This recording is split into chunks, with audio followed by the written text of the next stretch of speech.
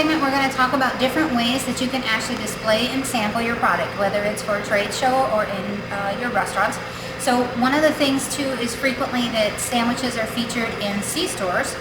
And so packaging is something that you want to choose, preferably something with a window and something that has paper included in the packaging rather than wax or foil, because the croissants tend to sweat, and so you want that lovely butter from the croissant to go to the edge so that you can take and maintain that dual texture.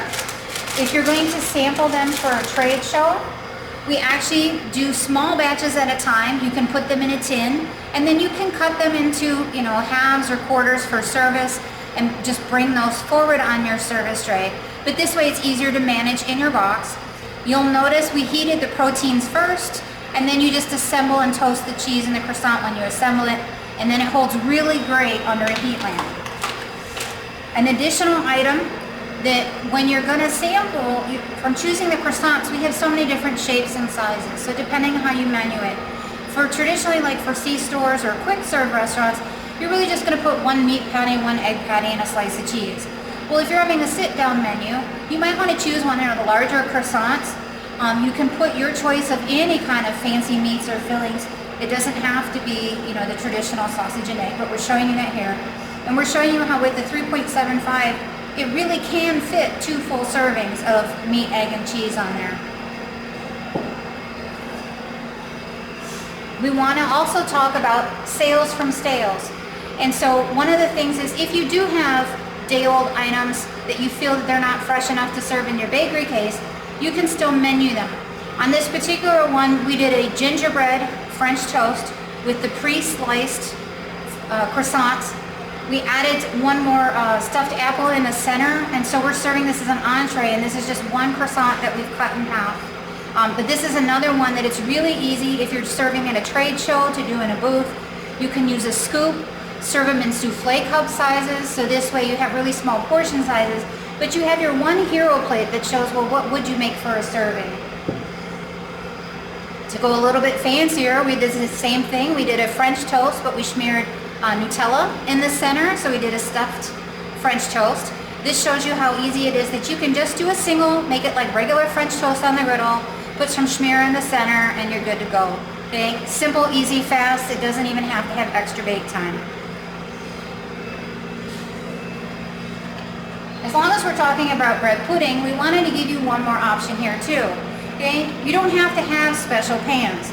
Here we use the pie tin. Here we use the souffle cup. They have to be bakeable souffle cups. But the idea is that you can also do them in a sheet pan and cut them out. This one is particularly easy. It's just basic custard mix with raisins stirred in. Here we kicked it up a notch. We stirred in some Bailey's Irish cream, some extra chocolate chips, and then melted some chocolate into our custard mix. And now we have a triple chocolate truffle bread pudding. And this is using also our stale croissants cut up into cubes, and then choose your choice of garnish. We just did some strawberry plate scrapers. That's the same item so that you can see the shape, and that's what it was baked in. You can get all kinds of disposable foils and tins, or again, you can use a biscuit cutter and just cut from a big sheet pan.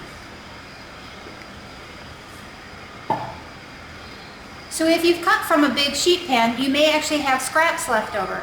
So what do you do with your scraps? Well, all of them are money. So we actually took our scraps and we did a dessert mousse parfait. So we have plenty of recipes on our website for you to be able to make some yogurt dessert mousse. So feel free to use those if you like. Or you can cheat and also use just whipped cream, your leftover croissants, and then any fruit or berry topping. And so the idea is these just soak really quickly, and then it's one more way to make money. On our next segment, we're still talking about the fully baked croissants. And so most of them are easy split already, but they come in different sizes. And you're like, well, what can I do with a fully baked croissant? It's already fully baked, it's already sliced. I really have to use it just as a sandwich. Well, in this application, we just toasted them, so you can use this as garlic toast. We have an olive tapenade. We have regular pasta sauce and a pesto sauce. You can feel free to do any of these as a schmear. It adds one more level when you toast it, and then it also refreshes your fully baked croissant and crisps the exterior. So now it's the same as when you toast your sandwich, like for a club sandwich. You can toast your croissant and get added flavor in the center. Let's take it one step further. We talked about, when we were talking about the croissants earlier and putting the toppings on, we made an everything bagel croissant. And then here we chose sopressata bacon and capicola to make a super studded BLT with our amazing everything bagel croissant. Because you can always charge more for those. With the 3.75, the straight croissant, we split that. And we wanted to go with a little bit more bistro style. So we took a prepared seafood salad, some fresh cucumbers, and a little bit of arugula. And we made our own seafood deli sandwich. So who wouldn't go wild for that club?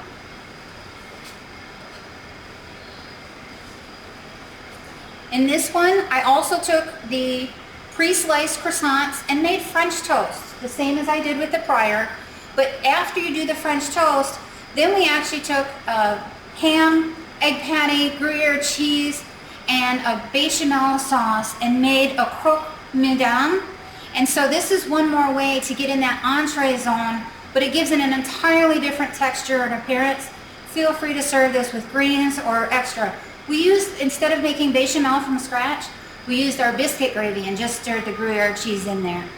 Next, we're going to go over to our bakery case and see what items we have there.